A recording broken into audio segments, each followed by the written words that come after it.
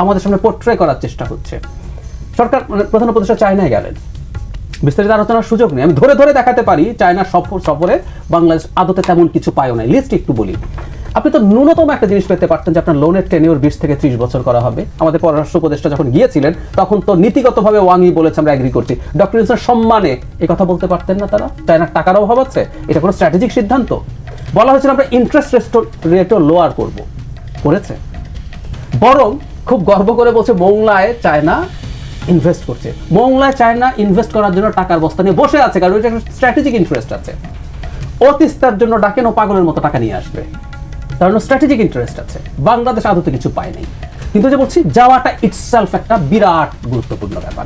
কিন্তু কি হলো, এটাকেও বিরাট হাইপ সরকারই তুললো। এই যে প্রেস ব্রিফিং হলো তাতে নানা কথা বলা হলো। এবারে বিনিয়োগ সম্মেলনটাও তো আসছি। তারপর বিমস্টেকে 1,80,000 রোহিঙ্গাকে প্রত্যাবাসন যোগ্য বলা হয়েছে। খুব ছোট বিষয় তা বলছি না, যারা ফেরত চলে গেছে, কিন্তু কিছু মানুষ এটাকে এই ধরনের হাইপ তৈরি করার চেষ্টা করলেন। ডক্টর ইউনূস একটা চিঠি দিয়েছেন ট্রাম্পকে, ট্যারিফ 3 মাসের জন্য স্থগিত করতে। আর একদিন পরই ট্রাম্পের ট্যারিফ স্থগিত করিয়ে আসলো। বাংলাদেশের কোনো কোনো পত্রিকা লিখলো ডক্টর ইউনূসের অনুরোধ রাখলেন ডোনাল্ড ট্রাম্প, এটা ডিসইনফরমেশন, এটা আবার প্রেস সচিব শেয়ার করছেন। তার মানে আমরা দেখছি সরকারের ওপরে সরকার যা না সেটা আরোপ করার চেষ্টা হচ্ছে।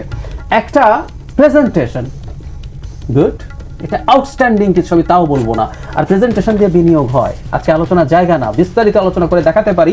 এই সরকার না, দুদু ভাইরা যদি নির্বাচনের পর ক্ষমতায় আসেনও, বিদেশি বিনিয়োগের পরিস্থিতি স্বাভাবিক হতে লম্বা সময় লাগবে, ওনারা যদি সুশাসন নিশ্চিত করেন। তারপরও কারণ অর্থনীতির যে ধ্বংস হয়েছে, বিশেষ করে আমাদের ফরেন রিজার্ভের যে অবস্থা, এটা যথেষ্ট ভালো পর্যায়ে যাওয়ার আগ পর্যন্ত আসলে ফরেন ডিরেক্ট ইনভেস্টমেন্ট খুব বেশি আসবে না। তারপরও এই সরকার চলে যাওয়ার পর একটা র্যাডিক্যাল খুব রাতারাতি কিছু উন্নতি হবে, কারণ হলো একটা নির্বাচিত স্টেবল সরকারের সময় বিনিয়োগ বেটার হয়। কিন্তু তারপরও বলছি যথেষ্ট পরিমাণ সেই অপরচুনিটি পাওয়ার জন্য আমাদের আরও অনেক কিছু করতে হবে। আমাদের এনার্জির অবস্থা ঠিক নেই। আপনি দুর্দান্ত প্রেজেন্টেশন করলেন, যে ইনভেস্ট করবে ও পকেটে টাকা খরচ করে ইনভেস্ট করতে আসবে। ও দেখবে আমাদের এখন লোডশেডিং এর অবস্থা কি, আমাদের এখানে নিজেদের সস্তা গ্যাস নাই, আমরা এখন ইম্পোর্ট করতে পারছি না, আমরা আদানির বিদ্যুতের $1 বিলিয়ন শোধ করতে পারছি না আমাদের ডলার নাই বলে, আর আমরা একটা প্রেজেন্টেশন দিয়ে নাকি সব নিয়ে আসবো।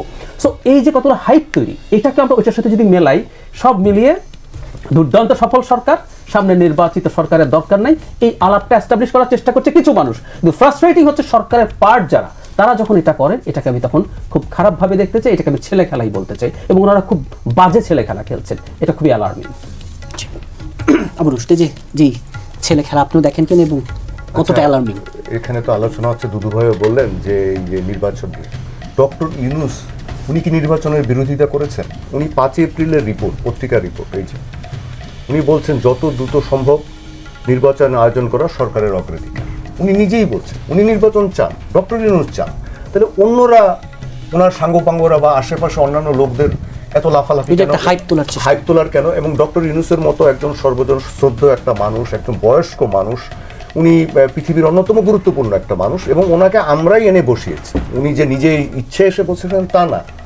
এই এনাকে এরকম করে বিতর্কিত করার চেষ্টা এনারা কেন করছেন? কেন এমন একটা ভাব তৈরি করা হচ্ছে যে ডক্টর ইউনূসের সাথে রাজনৈতিক দলগুলার দূরত্ব তৈরি হচ্ছে, মারামারির অবস্থা তৈরি হচ্ছে, বিশেষ করে বিএনপির সাথে? আচ্ছা, ডক্টর ইউনূস কি বিএনপির বিরুদ্ধে বা জামাতের বিরুদ্ধে কিছু করেছেন এই পর্যন্ত? বা বিএনপি বা জামাত কি ডক্টর ইউনূসের বিরুদ্ধে কিছু পার্সোনালি কোনো কিছু করেছেন? করেন নাই। মতের অমিল, সংস্কারের বিষয় নিয়ে মতের অমিল থাকতে পারে, যেমন বিএনপি কতগুলো বিষয়ে একমত না, সেটা তারা তাদের রাজনীতি তো তারা বলবেনই, নাকি তারা বলবেন আমি সবকিছু একমত, তাহলে বিএনপির রাজনীতি থাকবে কোথায়? জামাতও কিছু বিষয় নিয়ে এক না, ওই একই কারণ। জামাত কি তার রাজনীতি শেষ করবে? জোনায়েদ সাকিব ভাইরা কি তাদের রাজনীতি শেষ করবে? তাহলে তো ওনার বিএনপিতে যোগ দিতেন বা জামাতে যোগ দিতেন, উনি ওনার রাজনীতি নিয়ে আছেন। এরকম জিনিসগুলোকে কারা এরকম করছে যে একদিকে একটা হাইপ তোলার সৃষ্টি করছে? আমি এবং লক্ষ্য করছি যে সোশ্যাল মিডিয়াতে জিনিসটা অনেক বাজে রকমভাবে করা হচ্ছে। যেমন বলা হচ্ছে, আমি নিজে দেখেছি যে ডক্টর ইউনূসকে 5 বছর চাই, যারা চায় না তারা ভারতের দালাল, তারা দেশের শত্রু। আচ্ছা, এগুলো কি ধরনের কথা? ডক্টর ইউনূসও কারো শত্রু না, বিএনপিও কারো শত্রু না, জামাতও কারো শত্রু না, ওনার দলও কারো শত্রু, গণ অধিকার পরিষদও কারো শত্রু নয়। ছাত্ররা যে রাজনৈতিক দলটা করেছে, আমি চাই যে তারা জীবন দিয়েছে, তারা ভুল থাকতে পারে, তারা অনেক কিছু ভুল করছে, স্বীকার করি, কিন্তু তারাও যেন ভালো করে সামনে এগিয়ে যায় সেই চেষ্টাটা সবাই করবে। কিন্তু এইভাবে মানে একজন আরেকজনের পিছনে এরকম করে লাগে যে একটা হাইপ, মানে একটা জিনিস তোলা হচ্ছে যে না নির্বাচনের দরকার নেই। আচ্ছা, মানুষ হচ্ছে একটি রাজনৈতিক প্রাণী, এরিস্টটল বলেছেন man is a political animal. আমাদের দেশে কত বছর ধরে ঠিকমতো নির্বাচন হয় না, নির্বাচন তো বাদই দেন, তারপরে রাজনীতিকে ঠিকভাবে আপনি চলতে দেননি।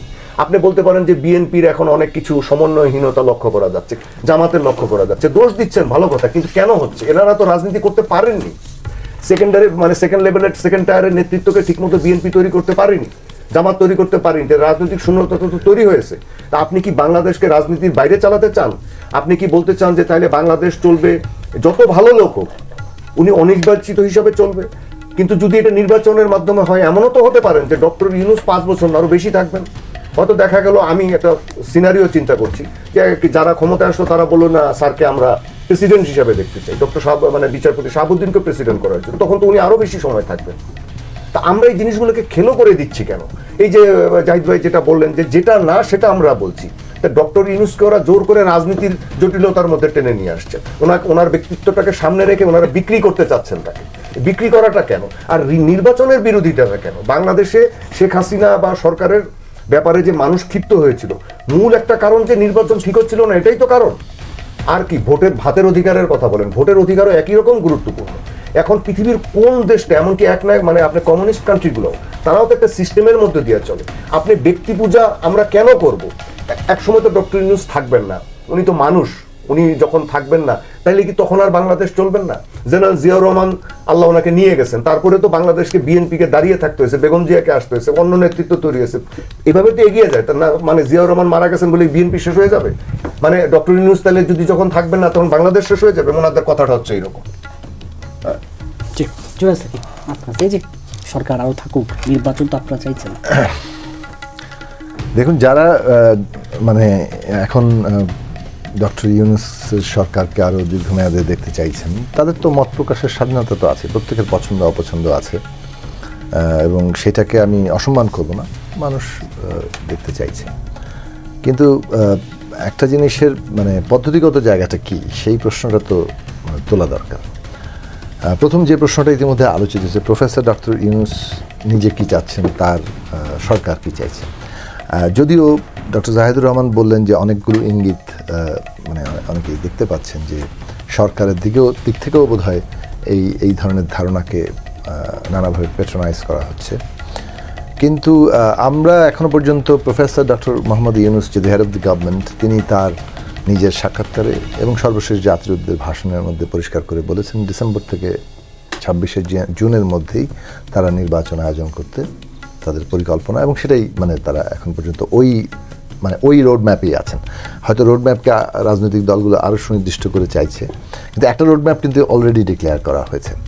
এবং ওইটার দিক থেকে প্রফেসর ডক্টর মোহাম্মদ ইউনূসের যে আন্তর্জাতিক তার মানে যে একটা ব্যক্তিত্ব হিসেবে আছেন, তার নিজের সারা জীবনের যে ক্যারিয়ার, এবং বাংলাদেশের মধ্যে গুরুত্বপূর্ণ ঐতিহাসিক মুহূর্তে তিনি দায়িত্ব নিয়েছেন, একটা গণতান্ত্রিক রাজনৈতিক উত্তরণের তিনি সাফল্য সাথে সেটা সম্পন্ন করলেন, এটা খুব জরুরি। এই দৃষ্টান্তটাও বাংলাদেশে খুব জরুরি। এখন পদ্ধতির প্রশ্ন আবারও আসে, যে আমরা সব মানে রাজনৈতিক দল, শ্রেণী পেশার সংগঠন, শিক্ষার্থীরা তো বটেই, সকলে মিলেই একটা এই সরকারকে সমর্থন দিয়ে সরকার গঠিত হয়েছে, যারা ফ্যাসিবাদের বিরুদ্ধে লড়াই করেছে। এইটা হচ্ছে একটা মানে সমষ্টিগত সিদ্ধান্তের প্রশ্ন। সরকার যদিও একটা লিগ্যাল বৈধতা নিয়েছে সুপ্রিম কোর্টের মাধ্যমে, সেটা তো আছেই, কিন্তু এই যে জনগণের দিক থেকে তার যে বৈধতা, সেটাই সবচেয়ে গুরুত্বপূর্ণ ভিত্তি। এখন টেনিয়ার কতটুকু হবে এটা নিয়ে কিন্তু আলাপ আলোচনা চলছে, এবং গভর্নমেন্টের সাথে বিভিন্ন রাজনৈতিক পক্ষ, জনগণের প্রতিনিধি, বিভিন্ন পক্ষ কিন্তু এটাই জানতে চাচ্ছে যে আপনার নির্বাচন কবে, মানে টেনিয়ারটা কবে, সেটা সুনির্দিষ্ট করার জন্য। তাহলে টেনিয়ার বিষয়ের সিদ্ধান্তটা কিভাবে হতে পারে? গভর্নমেন্ট একা একা সিদ্ধান্ত নিতে পারে তাদের নিজেদের টেনিয়ার কি হবে? সেই সিদ্ধান্ত নিতে হলে তাকে কিন্তু এই কালেকটিভ একটা ডিসিশনের মধ্যে আসতে হবে, সকলের সম্মতির ভিত্তিতেই তাকে একটা সিদ্ধান্তে যেতাম। কাজে এটা এককভাবে আসলে কারোর সিদ্ধান্ত চাপিয়ে দেওয়ার সুযোগ নেই। আর দ্বিতীয় বিষয়টা মোটামুটি আমি একটা জায়গায় একমত, যে একজন মানুষ যত দক্ষ শাসক প্রশাসক হোক, তিনি যত ভালো নেতৃত্ব হন এবং যতটাই সৎ কিংবা আমাদের দেশের জন্য মঙ্গলজনক হন, ব্যক্তি নির্ভর আসলে একটা শাসন ব্যবস্থা তো আমাদেরকে কোনো স্থায়ী কোনো সমাধান দেবে না। বাংলাদেশের সবচেয়ে বড় প্রয়োজন হচ্ছে একটা গণতান্ত্রিক রাজনৈতিক ব্যবস্থা গড়ে ওঠে, যেখানে জবাবদিহিতা থাকবে। এখন জবাবদিহিতার জায়গাটাতে মানে ধরেন আমি তুলনা করছি না, কিন্তু কোনো একটা পক্ষ তো শেখ হাসিনার জন্য এই ধরনের কথা বলতো যে তিনিও আজীবন থাকবেন। আমরা ভালো শাসক কিন্তু কোনো ব্যবস্থা নাই, তিনি থেকে গেলেন, তিনি 5 বছর থাকলেন, 10 বছরই থাকলেন, কিন্তু এর তো একটা শেষ আছে। তারপরে কি হবে? তারপরে কি এই আয়োজনই তো আবার নির্বাচন হবে? এখন তারা কি তখন মানে আরেকজন ভালো মানুষ খুঁজে নেবেন, নাকি আবার নির্বাচনের মধ্যেই যাবেন? যদি নির্বাচনের মধ্যেই যান, এবং এখন ঠিক মানে নির্বাচিত সরকার আসলে ঠিকঠাক মতো পারবে না, ফলে ওনাদের দরকার আছে, আসলে এটা কোনো স্থায়ী ব্যবস্থা না। এটা যদি নির্বাচিত ব্যবস্থা আমরা গড়ে না তুলি, তাহলে যখন 5 বছর পরে গেলেও আসলে পরিস্থিতিটা একই রকমই থেকে যাবে। মানে যে কারণে এখন আমরা নির্বাচন পেছাতে বলছি, তখনও সেই কারণে একই কারণে নির্বাচন পেছাতে কথা বলা হবে। কাজেই আমাদের মূল মনোযোগ দেওয়া দরকার যে আমরা আসলে একটা গণতান্ত্রিক ব্যবস্থা গড়ে তুলতে পারছি কিনা, সেইটার ব্যাপারে সংস্কারটা খুব জরুরি। সংস্কার এবং নির্বাচন কোনো পরস্পর বিরোধী ব্যাপার নয়, এটা একসাথে চলবে এবং এটা পরস্পর মানে খুবই সম্পর্কিত ব্যাপার। নির্বাচনের জন্য অনেকগুলো গুরুত্বপূর্ণ সংস্কার দরকার, আবার সংস্কারকে আপনি চূড়ান্ত করতে হলে নির্বাচন লাগবে, পার্লামেন্ট লাগবে, সেখানে আপনাকে রাটিফাই করতে হবে। কাজেই আমাদের দেখা দরকার যে রাজনৈতিক দলগুলো কোন কোন বিষয়ে ঐক্যমত্যে আসছে। হ্যাঁ, কিছু বিষয়ে ঐক্যমত্য অলরেডি হয়ে গেছে, অনেকগুলো বিষয়ে আংশিক ঐক্যমত্য, অনেকগুলো বিষয়ে দ্বিমত আছে। আমরা আরও একটু আলাপ আলোচনা করি। 3 মাস সময় তো নিয়েছেন ঐক্যমত্য কমিশন। তাহলে আমরা আলাপ আলোচনার ভিত্তিতে যেসব বিষয়ে ঐক্যমত্য হবে সেগুলো হচ্ছে আমাদের জাতীয় সনদ। এটা একটা অর্ডিন্যান্স জারি হতে পারে যে এই জাতীয় সনদ আগামী সংসদে যারাই আসবেন তারা এটা বাস্তবায়ন করবেন। এখন এই জাতীয় সনদের মধ্যে একটা অংশ আছে কিন্তু অনেকগুলো নির্বাহী আদেশই করা যায়, যেমন জনপ্রশাসনগত, আইনশৃঙ্খলাগত, আপনার বিচার ব্যবস্থা ইত্যাদি। কিন্তু যেটা সাংবিধানিক পরিবর্তন সেটা আপনি পার্লামেন্ট লাগবে। ফলে আগামী এই জাতীয় সনদ বিষয়ে অর্ডিন্যান্সটা এরকম হতে পারে যে আগামী সংসদ এই সাংবিধানিক সংস্কারটা করবে এবং একটা নির্দিষ্ট সময়ের মধ্যে করবে, এবং জনগণের ম্যান্ডেট নিয়ে কিভাবে এই মৌলিক সংস্কারটা করা যায় সেই বিষয়ে আগামী জাতীয় সংসদ নির্বাচন, একই সাথে সংবিধান সংস্কার পরিষদের নির্বাচন হয় কিনা সেটা আমাদের দিক থেকে আমাদের দল গণসংহতি আন্দোলন মানে আমরা প্রস্তাব রেখেছি। কারণ জনগণের ম্যান্ডেট নিয়ে আপনি যদি এই মৌলিক সংস্কারে না যান, তাহলে আবার ওই ভবিষ্যতে একটা থাকবে যে আপনার অষ্টাদশ সংশোধনী হলো, আদালত কোনো এক সময় এসে বলে দিল যে এটা সংবিধানের সাথে সঙ্গতিপূর্ণ নয়। ফলে গণপরিষদ কেন হয়? গণপরিষদ হয় একটা পার্লামেন্ট গঠন হয় গণপরিষদ হিসেবে, যেখানে সংবিধান লেখার, নতুন করে লেখার জনগণ ম্যান্ডেট দেয়।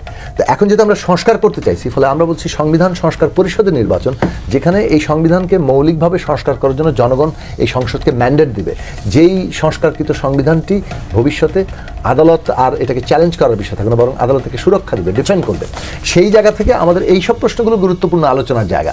এই গুরুত্বপূর্ণ আলোচনা যদি আমরা ঐক্যমত্য জায়গায় আসতে পারি, বাংলাদেশের গণতান্ত্রিক উত্তরণটা হবে এবং প্রফেসর ডক্টর মোহাম্মদ ইউনূসের ঐতিহাসিক অবদান হবে এই উত্তরণটাকে সম্পন্ন করতে, এই ফ্যাসিলিটেটরের ভূমিকা পালন করা, যেটা তিনি করছেন। এর মধ্যে যতটুকু বাংলাদেশের ডিরেকশন সেট করা যায়, বিভিন্ন জায়গায় মানে উন্নতি বলেন, বিভিন্ন জায়গায় ইতিবাচক দৃষ্টান্ত স্থাপন করা বলেন, সেই কাজগুলো সিগনেচার ওয়ার্ক, বেঞ্চমার্ক, এগুলো তৈরি করা দরকার, যাতে ভবিষ্যৎ নির্বাচিত সরকারগুলোর উপর একটা চাপ থাকে যে রাজনৈতিক সদিচ্ছা থাকলে অনেকগুলো বিষয় পরিবর্তন করা সম্ভব। সেই জায়গাটায় মনোযোগ দেওয়া দরকার। দীর্ঘস্থায়ীভাবে এই ক্ষমতায় থেকে যাওয়ার ব্যাপারটি মানে যদি কোনো রাজনৈতিক উদ্দেশ্য প্রণোদিতভাবে হয়, তাহলে তো আসলে এখানে একটা সংঘাতের জায়গাটা সৃষ্টি হবে। ফলে আমাদের চিন্তা করা দরকার যে জনগণ কিন্তু পুরো প্রক্রিয়ার মধ্যে থাকতে হবে। এখন অনেকেই বলছেন যে আমরা জনগণই তো চাইছি, কিন্তু জনগণ চাওয়ার ব্যাপারটি কেবলমাত্র সোশ্যাল মিডিয়ার কমেন্ট, সেটা কিন্তু অনেক ক্ষেত্রে গ্রহণযোগ্য পদ্ধতি হিসেবে প্রশ্নবিদ্ধ হবে। জনগণ চাওয়ার প্রশ্ন যদি গুরুত্বপূর্ণ করেন, নির্বাচনই সবচেয়ে ভালো পদ্ধতি যেখানে জনগণের চাওয়ার প্রকাশ হবে। শামসুল মাহমুদ, এই যে জনগণের চাওয়ার প্রশ্নে নির্বাচনী গুরুত্বপূর্ণ, আপনার নির্বাচনের রোডম্যাপ প্রশ্ন 16 এপ্রিল প্রথম উপদেষ্টার সাথে বিএনপি, মানে প্রশ্নটি এরকম দাঁড়াচ্ছে, দিন শেষে কি মনে হচ্ছে কিনা তাহলে নির্বাচনের দাবিতে বিএনপি বলি রাজনৈতিক দলগুলোকে আবার দিন শেষে রাজপথে নামতে হতে পারে কিনা? আমরা তো রাজপথেই আছি, সমস্ত রাজনৈতিক দল তো রাজপথে আছে। তখনই তারা রাজপথ ছেড়ে ঘরে যাবে যখন একটি পিপুলস গভর্নমেন্ট, জনগণের সরকার, জনগণ কর্তৃক নির্বাচিত সরকার ক্ষমতা গ্রহণ করবে। তার আগ পর্যন্ত সে ঘরের মধ্যে থাকলেও সে রাজপথেই আছে, কারণ সে তার অধিকার পরিপূর্ণভাবে পায় নাই। সেই জন্য আমার কাছে মনে হয় দিন শেষে না, 16 বছর ধরে এদেশের মানুষ একটি ভালো নির্বাচনের প্রত্যাশায় লড়াই করে যাচ্ছে। গুম হয়েছে, নিহত হয়েছে, শহীদ হয়েছে, নির্যাতন ভোগ করেছে, 60 লক্ষ আসামি হয়েছে, 2.5 লক্ষ মামলা হয়েছে। এসব কিসের জন্যে? একটি ভালো নির্বাচনের মধ্যে দিয়ে তারা একটি নির্বাচিত সরকার প্রত্যাশায় এগুলো হয়েছে। গণতান্ত্রিক বিধি ব্যবস্থা প্রতিষ্ঠার লক্ষ্যে তারা এগুলো সংগঠিত করেছে। এই সুদীর্ঘ লড়াইয়ের পর একটি গণঅভ্যুত্থান সংগঠিত হয়েছে। যদি ভালো নির্বাচন হতো, জালিয়াতিপূর্ণ নির্বাচন না হতো, তাহলে গণঅভ্যুত্থানের পরিস্থিতি তৈরি হতো না, গণঅভ্যুত্থানও হতো না। আর এক দফা তো আরও 3 বছর আগে এই দেশের রাজনৈতিক দলগুলো উত্থাপন করেছে, এবং শেখ হাসিনার পতনের মধ্য দিয়েই একটি ভালো নির্বাচন করা সম্ভব হবে, এটাও তারা বলেছে। সেই জন্যে আমার কাছে যেটা মনে হয় যে রাজনৈতিক দল ভিন্ন পরিস্থিতিতে, ভিন্ন অবস্থার প্রেক্ষিতে ভিন্নভাবে চিন্তা করে বর্তমান সরকারকে সর্বসম্মতভাবে সমর্থন জানাচ্ছে। আপনারা কি আশাবাদী কিনা দিন শেষে ঐক্যমত্য প্রতিষ্ঠা সম্ভব হবে? ঐক্যমত্য হলে সেটা বাস্তবায়ন নিশ্চিত করা সম্ভব হবে? ঐক্যমত্য, সব রাজনৈতিক দল একমত নির্বাচনের ব্যাপার, কেউ একটু আগে কেউ একটু পিছিয়ে। এটা আমার কাছে মনে হয়েছে এটা খুব বড় বাধা না। বাধা কিছু কিছু স্বার্থনৈতিক গোষ্ঠী, মহল, এটা সবসময় ছিল, এখনো আছে, হয়তো ভবিষ্যতেও এটা থাকবে, যারা তাদের গোষ্ঠী স্বার্থে গোষ্ঠীতন্ত্র প্রতিষ্ঠা করতে চায়। এটা হাসিনাকে যেমন বিপদগামী করেছে, সেও তো গণতন্ত্র ফেনা উঠাই ফেলতো। তো আমার তো মনে হয় না এত বড় গণতন্ত্র উচ্চারণ অন্য রাজনৈতিক দল করছে কিনা সন্দেহ। কিন্তু সেই মহিলা যে ক্ষমতা পাওয়ার পরে সে হয়তো কোথায়, আমি দেখছিলাম একটা সোশ্যাল মিডিয়া, সত্য মিথ্যা জানি না, যে আমি অ্যাবসলিউট পাওয়ার চাই, আমি উন্নয়ন করতে চাই, আর অন্য কিছু